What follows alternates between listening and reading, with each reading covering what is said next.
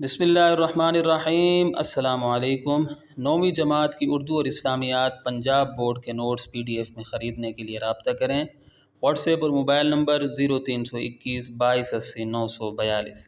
انشاءاللہ آج کی ویڈیو میں آپ کے سامنے نویں جماعت کی اسلامیات کی نئی کتاب جو کہ Punjab curriculum and text book board نے حال ہی میں شائع کی ہے اور اس سال سے پنجاب کے اسکولوں میں پڑھائی جا رہی ہے، اس کے چوتھے باب کے دوسرے حصے یعنی بری عادات سے اجتناب کی مشق میں موجود MCQs یعنی کثیر الانتخابی سوالات، مختصر سوالات اور تفصیلی سوالات کے جوابات فراہم کروں گا، اور جہاں جہاں میرے پاس اضافی معلومات ہوں گی وہ بھی میں آپ کو ساتھ میں دیتا جاؤں گا۔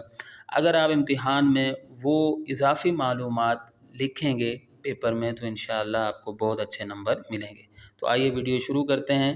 سوال نمبر 1 ہے، درست جواب کا انتخاب کریں۔ نمبر 1، ابلیس نے حضرت آدم علیہ السلام کو سجدہ کرنے سے انکار کیا تکبر کی وجہ سے۔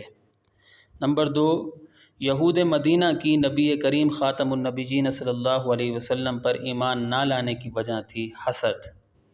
نمبر 3، حدیث نبوی صلی اللہ علیہ وسلم کے مطابق منافقین کی ایک نشانی یہ بھی ہے جھوٹ بولنا۔ نمبر 4، قرآن مجید میں مردہ بھائی کا گوشت کھانے سے تشبیہ دی گئی ہے غیبت کو تشبیہ دی گئی ہے۔ سوال نمبر 2، مختصر جواب دیں۔ اس کا پہلا سوال ہے تکبر کے کوئی سے 2 نقصانات بیان کریں۔ جواب، تکبر کے نقصانات ہیڈنگ لگا لیجئے، جہاں جہاں آپ ہیڈنگ لگا سکتے ہیں وہاں ضرور لگائیے، اس سے اچھا اثر پڑے گا۔ تکبر کے 2 نقصانات درج ذیل ہیں۔ نمبر 1، تکبر کی وجہ سے انسان جھوٹ، حسد، غیبت اور خود پسندی جیسی اخلاقی اور روحانی بیماریوں میں مبتلا ہو جاتا ہے۔ نمبر 2، تکبر انسان کو بے سکون کر دیتا ہے، متکبر شخص کو اطمینان قلب حاصل نہیں ہوتا۔ دوسرا سوال ہے، رشک اور حسد میں فرق واضح کریں۔ تو ہیڈنگ لگا لیجئے گا، رشک اور حسد میں فرق۔ کسی کے پاس کوئی نعمت دیکھ کر دل میں خواہش کرنا کہ یہ نعمت میرے پاس بھی ہو، رشک کہلاتا ہے۔ کسی کے پاس کوئی نعمت دیکھ کر دل میں خواہش کرنا کہ یہ نعمت اس سے چھن جائے، حسد کہلاتا ہے۔ تیسرا سوال ہے، جھوٹ کی 4 مختلف صورتیں لکھیں۔ جھوٹ کی مختلف صورتیں، ہیڈنگ، جھوٹ کی 4 مختلف صورتیں درج ذیل ہیں۔ نمبر 1، جھوٹی سفارش کرنا۔ نمبر 2، کسی پر جھوٹا الزام لگانا۔ نمبر 3، جعلی دستاویز بنا دینا۔ نمبر 4، میڈیا کے ذریعے جھوٹی خبر پھیلانا۔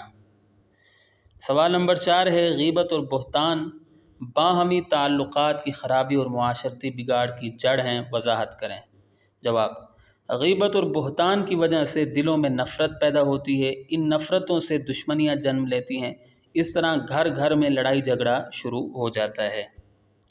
اس لیے یہ کہا جا سکتا ہے کہ غیبت اور بہتان باہمی تعلقات کی خرابی اور معاشرتی بگاڑ کی جڑ ہیں۔ درج ذیل پر نوٹ لکھیں، یہ تفصیلی جواب ہے۔ تو کس کس پر نوٹ لکھنا ہے؟ تکبر، حسد، جھوٹ اور غیبت اور بہتان پر۔ تو سب سے پہلے ہم آتے ہیں تکبر کی جانب۔ تکبر، ہیڈنگ لگا لیجئے گا۔ حق کی مخالفت اور دوسروں کو اپنے آپ سے کم تر سمجھنا تکبر کہلاتا ہے۔ جس طرح انسان میں ظاہری بیماریاں ہوتی ہیں اسی طرح باطنی بیماریاں بھی ہوتی ہیں۔ ان باطنی بیماریوں میں سے تکبر تقریباً سب سے بری اور سب سے بڑی بیماری ہے۔ تکبر جس نوعیت کا بھی ہو مذموم ہے، چاہے وہ علم کا ہو، حسب نسب کا ہو، حسن و جمال کا ہو، طاقت و قوت کا ہو، عہدے اور منصب کا ہو یا کسی دوسری نوعیت کا ہو، اس لیے تکبر سے ہر حال میں بچنا چاہیے۔ تکبر کی مذمت میں قرآن حکیم میں کئی آیات موجود ہیں۔ اللہ تعالیٰ کو اپنی مخلوق سے بہت محبت ہے، پھر انسان سے تو اللہ تعالیٰ کو تمام مخلوقات سے بڑھ کر محبت ہے، مگر متکبر اور مغرور شخص کو اللہ تعالیٰ پسند نہیں فرماتا۔ رب تعالیٰ کا فرمان ہے، بے شک وہ تکبر کرنے والوں کو پسند نہیں کرتا۔ سورۃ النحل آیت 23۔ ابلیس تکبر کی وجہ سے ہی شیطان بن گیا۔ تکبر نے اس کی تمام عبادتوں اور ریاضتوں کو خاک میں ملا دیا۔ تکبر نے ہی اسے اس قدر سرکش بنا دیا کہ اس نے اللہ تعالیٰ کا حکم ماننے سے انکار کر دیا۔ ارشاد باری تعالیٰ ہے، اور جب ہم نے فرشتوں سے کہا کہ آدم علیہ السلام کو سجدہ کرو تو سب نے سجدہ کیا سوائے ابلیس کے، اس نے انکار کیا اور تکبر کیا اور اس طرح وہ کافروں میں سے ہو گیا۔ سورۃ البقرہ آیت 34۔ اب اس کا میں نے کلر تبدیل کر دیا ہے، یہ اضافی معلومات ہیں۔ خالق کائنات کو زمین پر اکڑ کر چلنا پسند نہیں ہے کیونکہ یہ تکبر کی علامت ہے۔ قرآن حکیم میں ہے اور زمین پر اکڑ کر مت چل کیونکہ نہ تو زمین کو پھاڑ سکتا ہے نہ بلندی میں پہاڑوں تک پہنچ سکتا ہے۔ سورہ بنی اسرائیل آیت 37۔ بہت سی احادیث بھی تکبر کی مذمت میں وارد ہوئی ہیں۔ رب تعالیٰ کے پیارے حبیب خاتم النبیین صلی اللہ علیہ وسلم نے امت کو درس دیا کہ تکبر جہنم کی راہ ہموار کرتا ہے۔ رحمت عالم خاتم النبیین صلی اللہ علیہ وسلم نے ارشاد فرمایا، جس شخص کے دل میں رائی کے دانے کے برابر بھی تکبر ہوگا وہ جنت میں نہیں جائے گا۔ صحیح مسلم حدیث نمبر 91۔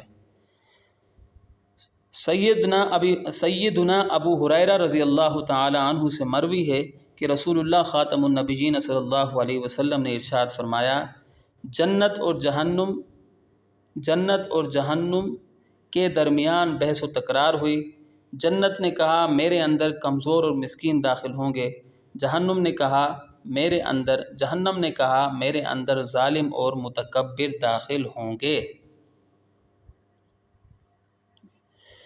تکبر کی مذمت میں ایک اور حدیث کچھ اس طرح ہے، ایک شخص تکبر کی وجہ سے اپنا تہ بند زمین پر گھسیٹتا ہوا جا رہا تھا کہ اسے اللہ تعالی نے زمین میں دھسا دیا اور اب وہ قیامت تک یوں ہی زمین میں دھستا چلا جائے گا۔ صحیح بخاری حدیث نمبر 3485۔ تکبر کی وجہ سے انسان جھوٹ، حسد، غیبت اور خود پسندی جیسی اخلاقی اور روحانی بیماری میں مبتلا ہو جاتا ہے۔ یہ روحانی برائی انسان کو بے سکون کر دیتی ہے، اس لیے ہمارے لیے ضروری ہے کہ قرآن و حدیث کی تعلیمات پر عمل کرتے ہوئے تکبر سے ہر حال میں بچیں۔ حسد ایک روحانی بیماری ہے۔ یہ وہ کیفیت ہے جس میں اگر ایک انسان کسی دوسرے انسان کو اچھے حال میں دیکھے تو خوش نہیں ہوتا اور یہ خیال ذہن میں لاتا ہے کہ کاش یہ اس طرح اچھے حال میں نہ ہوتا۔ حسد دل کی جلن ہے، یہ انسان کو ہر دم بے سکون رکھتا ہے۔ حاسد کو کبھی بھی اطمینان قلب حاصل نہیں ہوتا۔ قرآن حکیم میں حسد کی مذمت آئی ہے۔ سیدنا یوسف علیہ السلام کے بھائیوں نے محض حسد کی وجہ سے ان کو کنویں میں پھینک دیا۔ ان کے بھائیوں کا خیال تھا کہ یوسف علیہ السلام اور اس کا بھائی ہمارے والد کو ہم سے زیادہ محبوب ہے۔ سورہ یوسف آیت 8۔ اس لیے یوسف علیہ السلام کو قتل کر دو یا اس کو کسی اور زمین میں پھینک دو۔ سورہ یوسف آیت نمبر 9۔ درج بالا آیات سے معلوم ہوتا ہے کہ حسد میں انسان دوسروں کو تکلیف بھی پہنچا سکتا ہے۔ حاسد کے شر سے بچنے کے لیے اللہ تعالیٰ سے دعا مانگنی چاہیے، اس کی تعلیم خود قرآن نے دی ہے۔ سورۃ الفلق کی آیت 5 کا ترجمہ کچھ اس طرح ہے، اور حسد کرنے والے کے شر سے پناہ چاہتا ہوں جب وہ حسد کرے۔ اللہ کے پیارے حبیب خاتم النبیین صلی اللہ علیہ وسلم نے امت کو حسد سے بچنے کی تلقین فرمائی۔ پیارے نبی خاتم النبیین صلی اللہ علیہ وسلم نے ارشاد فرمایا، حسد سے بچو کیونکہ حسد نیکیوں کو اس طرح کھا جاتا ہے جس طرح آگ لکڑی کو کھا جاتی ہے۔ رحمت عالم خاتم النبیین صلی اللہ علیہ وسلم نے ارشاد فرمایا، کسی بندے کے دل میں ایمان اور حسد ایک ساتھ جمع نہیں ہو سکتے۔ سنن نسائی حدیث نمبر 3111۔ درج بالا حدیث سے معلوم ہوا کہ کامل مومن حاسد نہیں ہو سکتا۔ جس کے دل میں حسد ہو اسے ایمان کامل کی دولت نصیب نہیں ہو سکتی۔ گو اسلام میں حسد کی ممانعت ہے مگر رشک کی نہیں۔ رشک اور حسد میں فرق یہ ہے کہ کسی کے پاس کوئی نعمت دیکھ کر دل میں خواہش کرنا کہ یہ نعمت میرے پاس بھی ہو، رشک کہلاتا ہے۔ کسی کے پاس کوئی نعمت دیکھ کر دل میں خواہش کرنا کہ یہ نعمت اس سے چھین جائے حسد کہلاتا ہے۔ آقا خاتم النبیین صلی اللہ علیہ وسلم نے ارشاد فرمایا، رشک کے قابل دو آدمی ہیں، ایک وہ جسے اللہ تعالی نے قرآن دیا اور اس کی دن رات تلاوت کرتا ہے، اور دوسرا وہ جسے اللہ نے مال دیا ہو اور وہ اسے اللہ تعالیٰ کی راہ میں دن رات خرچ کرتا رہتا ہے۔ صحیح بخاری حدیث نمبر 7529۔ رحمت عالم خاتم النبیین صلی اللہ علیہ وسلم نے ارشاد فرمایا، ایک دوسرے سے حسد نہ کرو، ایک دوسرے سے بغض نہ رکھو، ایک دوسرے سے قطع تعلق نہ کرو، اور اللہ کے بندے ایک دوسرے کے بھائی بن کر رہو۔ صحیح مسلم حدیث نمبر 6530۔ ہمیں چاہیے کہ حسد سے باز رہیں۔ سکون قلب کے لیے ضروری ہے کہ حسد نہ کیا جائے۔ اسلام کی حقیقی تعلیمات ہمیں حسد سے دور رہنے کی تلقین کرتی ہیں۔ جھوٹ سے مراد ایسی بات یا دعویٰ ہے جس میں کوئی حقیقت نہ ہو اور جان بوجھ کر کسی کو گمراہ کرنے یا دھوکہ دینے کے لیے بیان کیا جائے۔ جھوٹ تمام برائیوں کی جڑ ہے۔ قرآن مجید میں کئی مقامات پر جھوٹ کی ممانعت آئی ہے۔ ارشاد باری تعالی ہے، جھوٹ تو وہی لوگ گھڑتے ہیں جو اللہ کی آیات پر ایمان نہیں لاتے۔ سورۃ النحل آیت 105۔ جھوٹ بولنا دراصل کسی کو دھوکہ دینے کے مترادف ہے۔ جھوٹا آدمی جان بوجھ کر دوسروں کو دھوکہ دیتا ہے، یہ امر اللہ تعالیٰ کو پسند نہیں ہے۔ رب تعالیٰ کا فرمان ہے اور جھوٹی باتوں سے پرہیز کرو۔ سورۃ الحج آیت 30۔ اللہ تعالیٰ کو جھوٹا شخص پسند نہیں ہے۔ کامل مومن ہمیشہ سچ بولتا ہے۔ ایک اور جگہ ارشاد باری تعالیٰ ہے، بے شک اللہ اس کو ہدایت نہیں دیتا جو جھوٹا ناشکرا ہو۔ سورۃ الزمر آیت 3۔ رسول اللہ خاتم النبیین صلی اللہ علیہ وسلم نے بھی جھوٹ کو پسند نہیں فرمایا۔ رحمت عالم خاتم النبیین صلی اللہ علیہ وسلم ہمیشہ سچ بولتے تھے، یہاں تک کہ کفار مکہ آقا خاتم النبیین صلی اللہ علیہ وسلم کو صادق، سچا اور امین امانت دار کہتے تھے۔ اللہ کے پیارے حبیب خاتم النبیین صلی اللہ علیہ وسلم نے ارشاد فرمایا، منافق کی 3 نشانیاں ہیں، جب بات کرے تو جھوٹ بولے، جب وعدہ کرے تو اس کے خلاف کرے، اور جب اس کو امین بنایا جائے تو خیانت کرے۔ صحیح بخاری حدیث نمبر 33۔ جھوٹ انسان کو گناہوں کی طرف لے جاتا ہے۔ جھوٹا شخص بہت سے گناہوں میں مبتلا ہوتا ہے، گویا جھوٹ گناہوں کی جڑ ہے۔ نبی کریم خاتم النبیین صلی اللہ علیہ وسلم نے ارشاد فرمایا، جھوٹ برائی کی طرف لے جاتا ہے اور برائی جہنم کی طرف لے جاتی ہے، اور ایک شخص جھوٹ بولتا رہتا ہے یہاں تک کہ وہ اللہ کے ہاں بہت جھوٹا لکھ دیا جاتا ہے۔ صحیح بخاری حدیث نمبر 6094۔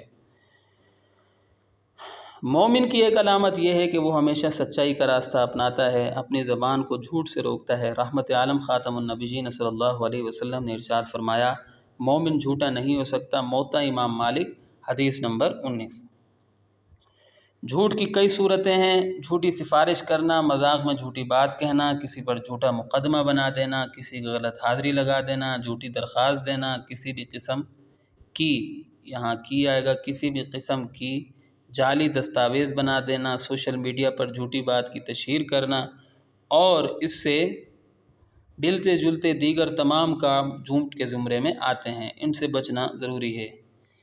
ہمیں چاہیے کہ ہر حال میں ہمیشہ سچ بولیں اور سچ کا ساتھ دیں۔ جھوٹ بول کر دوسروں کو دھوکہ نہ دیں، کیونکہ کسی کو دھوکہ دینا کامل مومن کا شیوا نہیں ہو سکتا۔ غیبت اور بہتان، کسی کی غیر موجودگی میں اس کی وہ برائی بیان کرنا جو اس میں موجود ہو، غیبت ہے۔ غیبت بہت بڑا گناہ ہے۔ قرآن و حدیث میں کسی کی بھی غیبت کرنے سے منع کیا گیا ہے۔ قرآن و حدیث میں کسی کی غیبت کرنے سے منع کیا گیا ہے، ٹھیک ہے، بھی نہیں آئے گا، صحیح ہے۔ ارشاد باری تعالی ہے، ہلاکت ہے ہر ایسے شخص کے لیے جو آمنے سامنے تان دینے والا اور پیٹھ پیچھے عیب نکالنے والا ہو۔ سورۃ الہمزہ آیت 1۔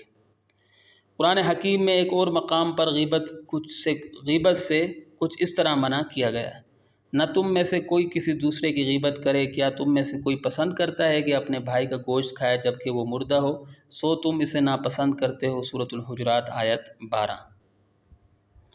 قرآن حکیم میں کسی دوسرے گناہ کو مردہ بھائی کا گوشت کھانے کے مترادف نہیں کہا گیا ہے سوائے غیبت کے۔